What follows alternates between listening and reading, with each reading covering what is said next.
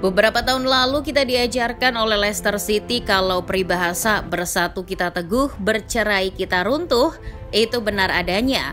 Ketika mereka bersatu dalam kesatuan tim dan saling membangun koneksi yang baik, segala macam bentuk ketidakmungkinan seperti bisa dilalui.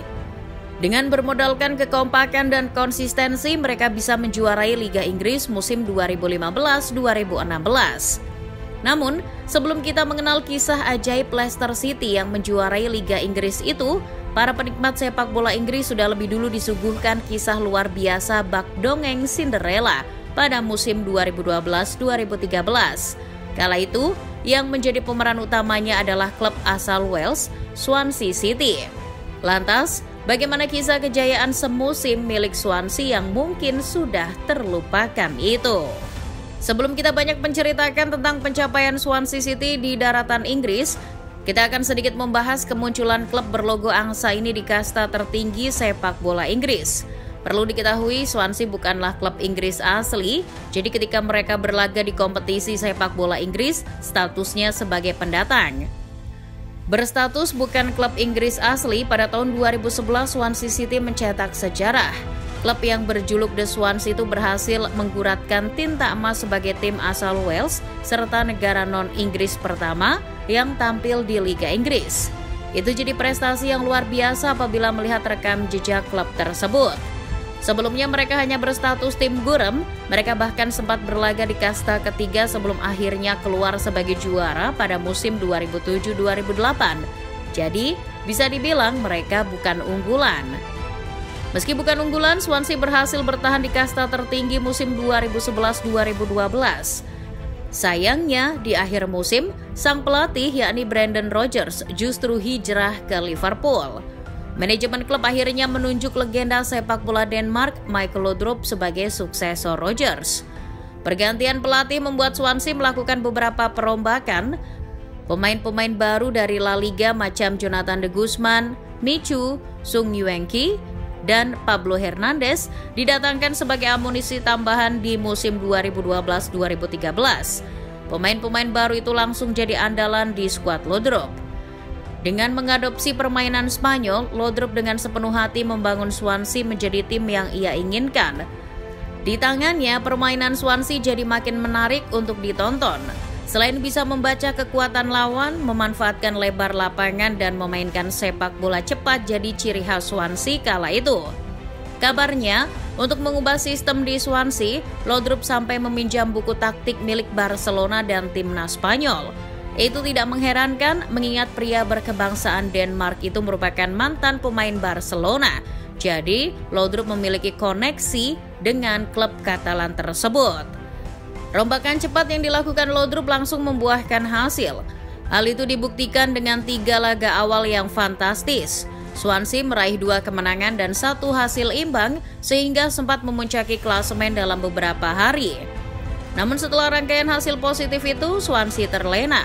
Menghadapi Aston Villa, Everton dan Stoke City, The Swans gagal mendulang 1 poin pun. Itu membuat Swansea turun peringkat ke urutan 12 klasemen sementara. Setelah itu Swansea kembali membaik namun tetap mengalami naik turun performa. Meski sesekali terlihat tak stabil, Swansea bisa bersaing di papan tengah. Jonathan de Guzman CS berhasil mengakhiri musim di urutan ke-9. Itu jadi suatu akhir yang cukup memuaskan mengingat itu peringkat yang lebih baik daripada musim lalu yang hanya finish di urutan 11. Terlebih sang pemain baru yakni Michu menunjukkan permainan yang luar biasa. Dengan naluri gol yang sangat tinggi, mantan pemain Napoli itu berhasil mendulang 18 gol dari 35 pertandingan. Itu semua membuat Swansea langsung jadi perbincangan di Inggris. Tapi yang lebih mengejutkan adalah performa mereka di Piala Liga. Meski tampil di 2 kompetisi, konsentrasi Swansea tak terpecah. Kompetisi yang kala itu bernama Capital One Cup jadi salah satu kompetisi wajib yang harus diikuti oleh seluruh klub dari berbagai kasta dan salah satunya Swansea. Dengan kecemerlangannya, Michael Laudrup membawa Swansea jadi tim kejutan di Piala Liga. Bermula dari ronde kedua, Swansea ditantang oleh klub yang kini berlaga di kasta ketiga Liga Inggris, Barnsley.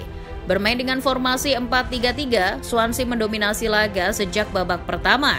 Mengakhiri laga dengan skor 3-1, Luke Moore jadi pemain paling berpengaruh dengan catatan 2 gol dan 1 assist. Di ronde ketiga, Swansea menghadapi Crawley Town. Itu bukan suatu halangan yang berarti bagi skuad asuhan Michael Laudrup. Cobaan sesungguhnya baru hadir di babak 16 besar ketika Swansea harus menghadapi Liverpool racikan mantan pelatihnya sendiri, Brendan Rodgers. Di atas kertas, Liverpool diunggulkan. Selain perbedaan kualitas materi pemain, Rodgers juga paham luar dalam kualitas pemain Swansea. Namun, Liverpool justru terlalu meremehkan lawan dengan mencadangkan Luis Suarez, Raheem Sterling, dan Steven Gerrard. Situasi itu dimanfaatkan dengan baik oleh Swansea. Melihat Liverpool tampil tidak dengan kekuatan maksimal, Swansea mengambil inisiatif untuk menyerang lebih dulu. Upaya itu membuahkan hasil ketika Swansea berhasil unggul 2 gol lebih dulu melalui Chico Flores dan Nathan Dyer. The Reds merespons dengan memasukkan Suarez dan Gerrard di babak kedua. Suarez sempat memperkecil keunggulan di menit 76, namun semuanya buyar ketika Jonathan de Guzman mencetak gol ketiga Swansea pada menit-menit akhir guna mengunci kemenangan dengan skor 3-1. Rintangan Swansea tak berhenti di situ. Di babak semifinal, Micu CS harus berhadapan dengan tim kuat lainnya, Chelsea.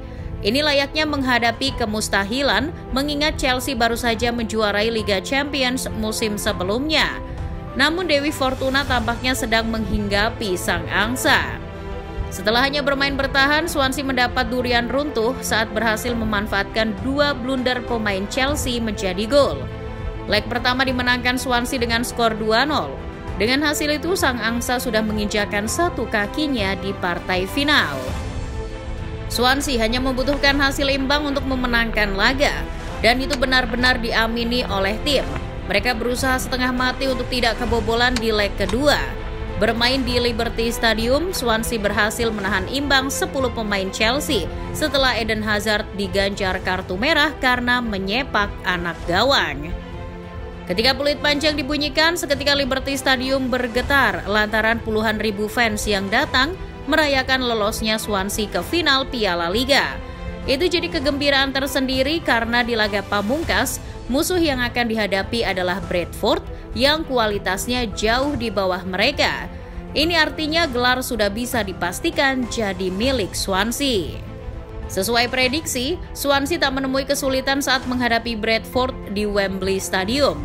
Skuad asuhan Michael Laudrup bahkan berhasil melumat lawannya itu dengan skor meyakinkan 5-0. Itu jadi trofi mayor pertama dan satu-satunya yang berhasil diraih The Swans.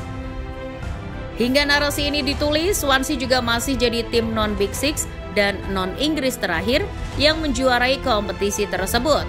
Sayangnya kejayaan klub asal Wales itu tak bertahan lama di Inggris.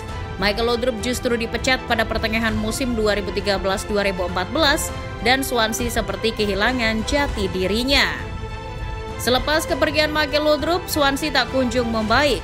Setiap tahun hanya berusaha menghindari degradasi. Hingga pada akhirnya pada musim 2017-2018, Swansea sudah tak mampu lagi bertahan. Akhirnya si angsa kembali ke habitatnya setelah terdegradasi dari Liga Inggris.